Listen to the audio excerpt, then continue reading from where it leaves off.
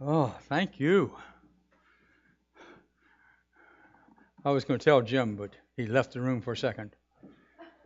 That I like this little do, right? I like that. He really fit it right in. Do. Yeah, I got it. Okay. So anyway, now some good news. Some good news is that I do not have a joke today. However, I have a funny story that I want to share with you. I was talking to a minister the other day, and I don't know why we got to joking around. We were talking about Easter. What are we going to do next Easter? Next Palm Sunday. And she said, well, you're welcome to use what I did this past Palm Sunday. I said, what was it? She said, well, the title was, When Jesus Got Off His Ass, All Hell Broke Loose. That's the truth. Okay? So, come next March the 25th, that's Palm Sunday, I may or may not talk about that, okay? So anyway, I told you it'd be funny. But anyway, the story today is of Gideon. And what we're talking about is a man who lived about 3,300 years ago. You find out about Gideon in Judges, which is in the beginning of the Hebrew Bible, close to the beginning. Judges 6, 7, and 8. And it's the story of Gideon. It's a pretty fascinating story, and I want to share it with you because some of you probably haven't read it. And if you have, maybe you like I am. When I first was reminded of it, I'd forgotten most of it. And it is a fascinating story. When Moses brought the children out of Israel, his whole idea was to bring them into the promised land. And when they got to the border of Jordan, or on the Jordan River, and the border where Canaan was, Moses died, and Joshua took over and took the children of Israel into the promised land and started off by defeating, I don't know what they were, but the people of Jericho, okay? And that was the first big victory, if you would, as the children of Israel moved into the new promised land. Well, after Joshua's death, there were several tribes, probably about 12 tribes to be known, of Israelites living in what they call the promised land. Didn't feel much like the promised land, but it was called the promised land. And what happened is that they had a list of judges, people who became, they called them judges, who were the people that were, in essence, leaders of the Israelites. They were more like warlords in today's terminology, because just about every one of them became a judge because of a military victory by defeating what they considered to be their enemies. And Gideon was no different. Now, Gideon was the son of a poor farmer. He had a few sheep, and life wasn't particularly wonderful and open and prosperous as far as he was concerned. And he was working one day by taking the wheat and beating it and taking out the tares from the good wheat. And as he did so, there was a guy sitting under an oak tree watching him. And the fellow said to him, Jehovah is blessing you. And Gideon said, what? He said, Jehovah is blessing you. And Gideon said, no, he's not. You got to be kidding me. I mean, look what I'm doing, how hard I have to work. My family cannot get ahead because they just don't have the means. I live a life that's really rough. I have challenges with my father. I know none of you have ever thought about that before, but I have challenges with my father. And so therefore that was a challenge. And we don't get along well as a family. We're kind of dysfunctional. And I don't have enough to go around many times. We don't even have enough food sometimes. And you're telling me that God is with me? What would it be like if God was against me? I can't imagine. And some of us feel that way sometimes. But as Spirit does, it continued to work on Gideon. And as Gideon considered this concept that God just might be with him, that God was working in his life, what he did was he began to think about God, and then when we think about God, we begin to listen to God. And what happened is that Gideon started to hear in his mind, in his heart, that a phrase, and it said, Gideon, I want your might to go forth. I want your might to go forth. And so Gideon listened to that, and as he heard it, he started to build more confidence. And as he built the confidence, what he was doing is he was overcoming the fears that he had, because he did not see himself, certainly as a judge, and he didn't see himself as a military leader. And yet this is what was starting to come to him, that I'm supposed to be a military leader, because at about that time, the Midianites were building a large army on the other side of the Jordan and are going to invade the Israelites. And so there was obviously this concern, and all of a sudden Gideon says, maybe it's mine to lead our troops into battle. But he said, I'm not really sure of that. I'm not really sure that that's mine to do, because he still had doubts. He hadn't been trained as a military leader. He didn't have the education of a military leader. He wasn't even known as a leader. And yet he was to do this. And so as he struggled with this idea, he decided that in order to eliminate the doubts, that he would present a challenge to God. You got to remember the consciousness in that day and time. God was up there, but God was taking care of the children of Israel. And so what he did is he threw down a fleece one night. And he said, God, if I am to lead the people of Israel into battle, here's what I want you to do. When I get up in the morning, I want this fleece to be soaking wet, but I want the ground all around it to be dry. And as the Bible says, he got up, and when he got up the next morning, sure enough, the fleece was wet. He wrung it out. And then what happened was the ground was dry. Now, for you and I, you'd say, okay, I'm ready. I've been sent. I got the message. But not Gideon. He said, well, you know what? I'm going to throw another fleece down, just in case I misunderstood this. So he throws a fleece down, and he says to God, God, in the morning when I get up, I want this fleece to be dry, but I want all the ground around it to be wet. Then I'll really know that I'm supposed to do the work that you're calling me to do. So he got up the next morning, and sure enough, the fleece was dry, the ground was wet. And he said, okay, fine, I'll do this.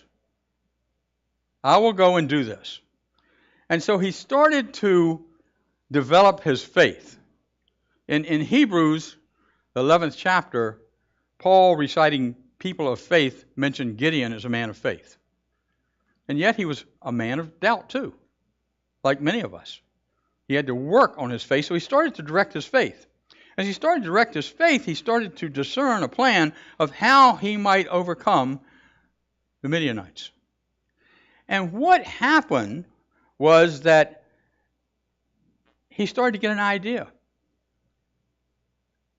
And the idea was he had too many troops. You see, 32,000 people had come to the River Jordan who were Israelites to fight off this enemy.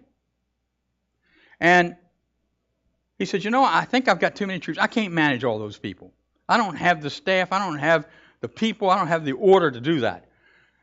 And so he thought about it, and he said, what I need to do is bring them all together and say to them, if you are afraid, if you're worried about losing your life, if you're worried about us being defeated, if you have more responsibilities at home than you have here, go home. Got up the next morning and 22,000 troops had left. He had 10,000 left. Now the enemy had 40, 50,000 troops maybe. And then he had another idea. And the idea was, I got too many troops. Still, I can't manage all these people. We'll have disorder and disarray and we'll lose the battle. And so what he did was he said, this is my idea. Here's what I'm going to do. I am going to not let anybody have any water to drink for 24 hours. And they will be very thirsty. And then I'm going to ask them all to go to the River Jordan and drink water. And so that's what he did. So 10,000 of them went rushing down, as you and I would do, to the River Jordan to drink the water. And most of them threw their head in the water, kind of, oh gosh, this really feels great, focused only on the water, and started to lap the water, literally, as Scripture says, like dogs. But there were 300 who maintained their composure, who maintained vigilance at the time. And what they did is they cupped up the water, and as they drank the water, they looked around to make sure there was nothing that might defeat them. And so Gideon said, you 300 stay here, the rest of you go home. Now, Gideon had to pray some more, and he finally figured out, here's a way in which we can make this work. I'll take the 300 and I'll divide them into groups of 100. We'll go late at night when the Midianites are all, is that right? Yeah, Midianites are all asleep, and they think they're going to beat us anyway. I mean, our people are retreating, so they think they're in control. And so they're sleeping soundly at night. They're not worried about anything. So we'll go in at midnight, and we will break into 3 groups, one on the east side, one on the west side. I'm just making that up. I don't know which side they went to. And a group in the middle with Gideon. And Gideon said, now I want you to take your trumpets with you. Sound familiar? Like Jericho. We're going to blast them out with trumpets. Then he said, but I also want you to take a glass jar, and underneath that glass jar, I want you to put a torch. And when we get there, upon the signal, I want you to blast on the trumpet, I want you to crash the jars, and I want you to light the torches, kind of like all at one time. And so they snuck into camp. The trumpets started to blare. The torches went on, and the light was like unbelievable in the people's eyes. And the Midianites ran because they were scared, because the other thing they heard being shouted by these soldiers was the God of Jehovah and Gideon is now in charge. And they took off. And Gideon won the battle and became a judge that way. Now, what does that say to you and I? How do we take that story and kind of look at it and how it affects us in this day and time? And the way we do that is, number one, we have to understand a little bit metaphysically what this all stands for. You see, last week I talked about Nehemiah. Nehemiah was a man who wasn't in fear.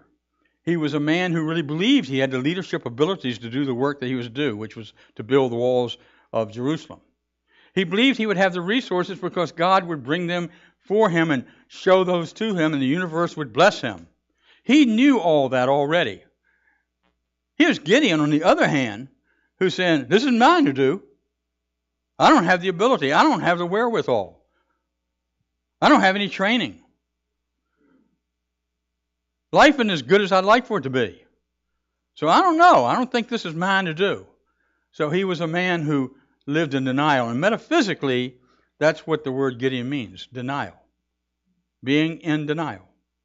And in Hebrew, it means destroyer or impetuous warrior, which means he does things quickly, but he thinks them out. And so metaphysically, we see this concept of denial and how Gideon moved through that in order to become a judge. The first phase of Gideon's journey was to deny the power that his negative thoughts had over him and his life.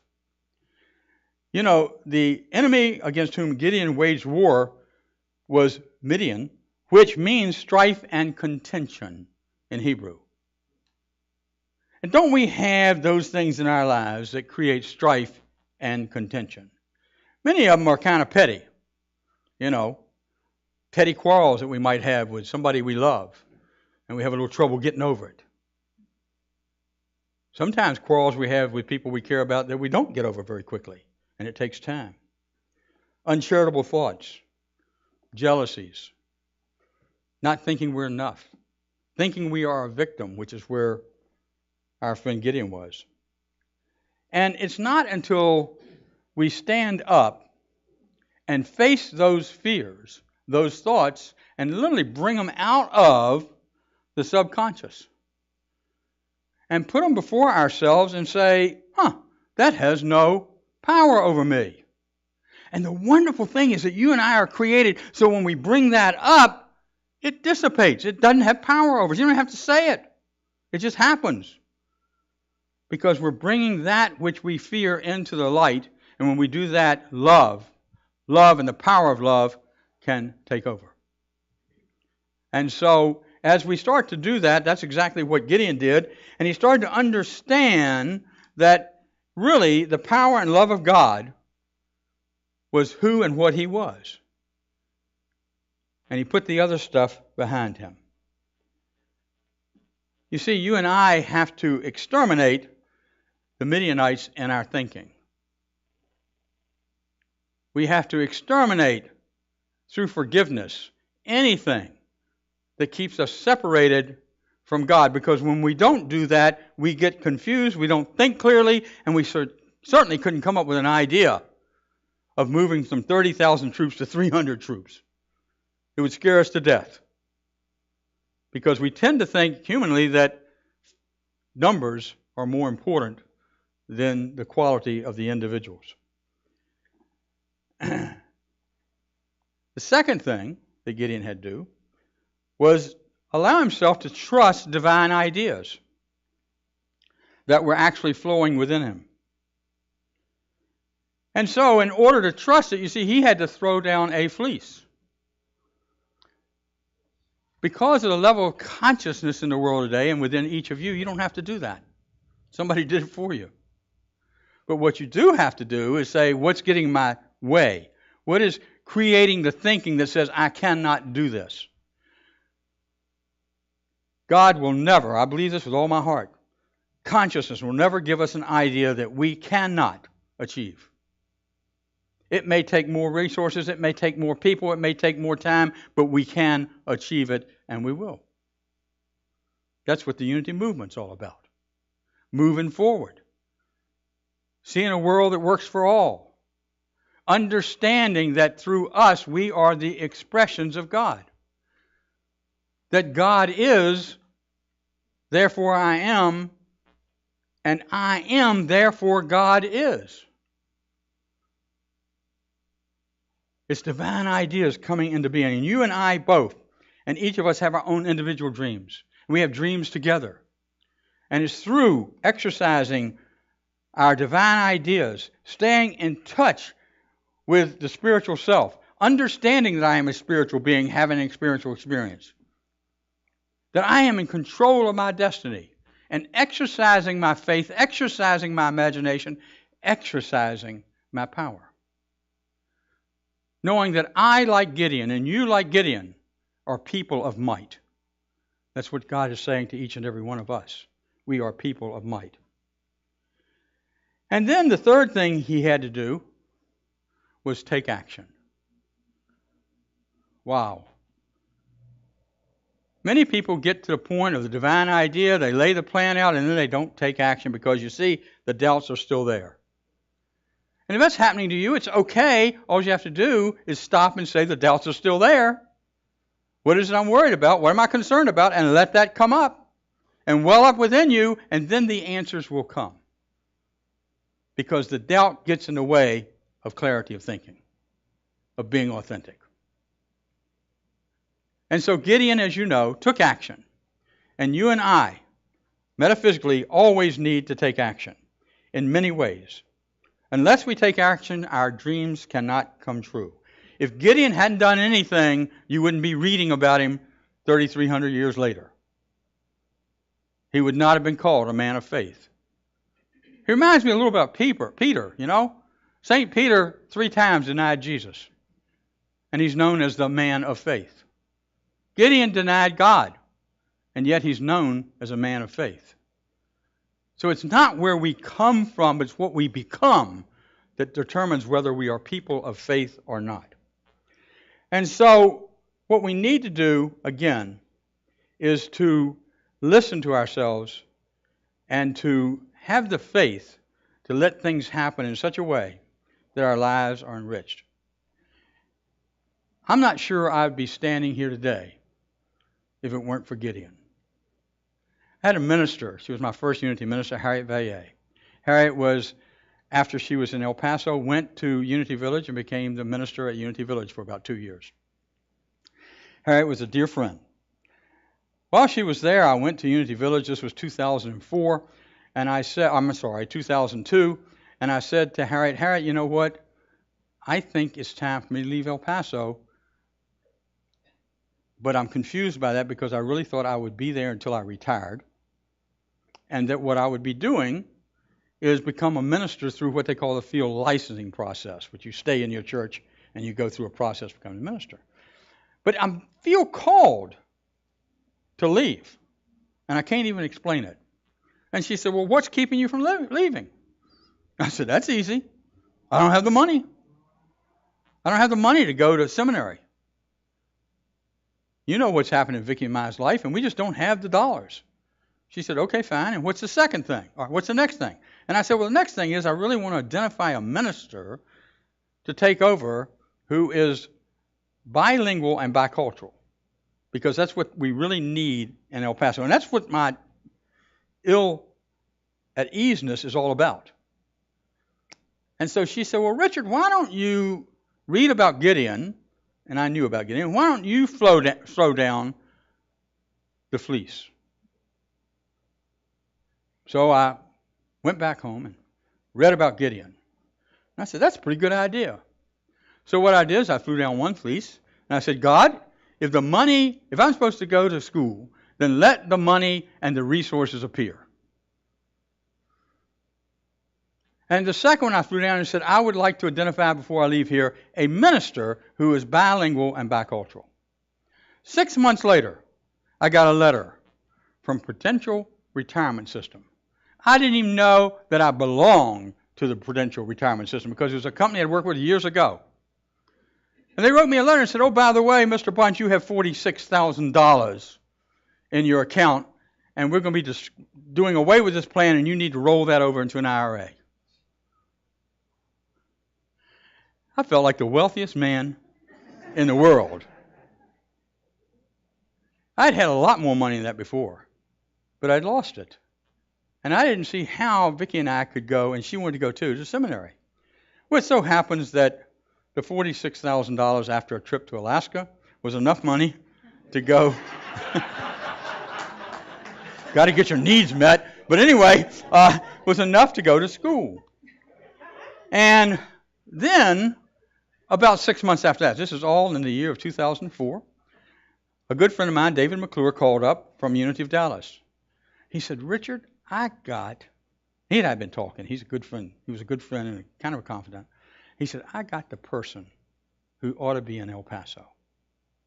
She's from Colombia. She is bicultural, and she is bilingual. And she's a year away from graduating at Unity. And her name is Diane Isaac. So I was going up to Unity for a meeting, and I made sure that I met Diane. She said, Richard, I'm so glad to hear you. I want you to know that I want to be a minister in El Paso, Texas. Kind of bashful and shy. First thought was, you going to take my job? But anyway, I knew then that the other fleece that I threw down had been answered. However, I had to discern whether to go back and tell everybody, I found the perfect minister for you. And common sense prevailed, and I didn't do that. But I did, so I didn't champion her, because that's the congregation's decision, wasn't mine. But what I did was let them know the process in which you interview ministers, and she applied. And she has been in El Paso for 11 years. 11 years. So, we have this opportunity, if you would, to trust God. We have this opportunity to deny any fears. We have this opportunity, which is beautiful, to be creative through divine ideas. And they can stay pretty pure if you allow them to be. Because what that means is you're taking an idea and you are manifesting that idea as God manifests that idea through yourself. You are surrendering to yourself. Gideon said, I let go and I let God. That was 3,300 years ago, guys. We're still saying, I let go and I let God. And we do. It works. And so, what I wish for you is that, number one, that you are able to recognize any fears that you have and to step into those fears, embrace those fears, so that you become the master of your thoughts. Number two, I wish for you, and I know it's there, many, many divine ideas. And those that really call you, that you passionately accept and step forward as a child of God. And then, don't stop there. Take action. We're doing it here at Unity of Richmond. We're doing it in the Unity movement. And I know that we are being blessed, as so many others are, through God's good and God's love. God bless. Thank you. Have a great Sunday, okay?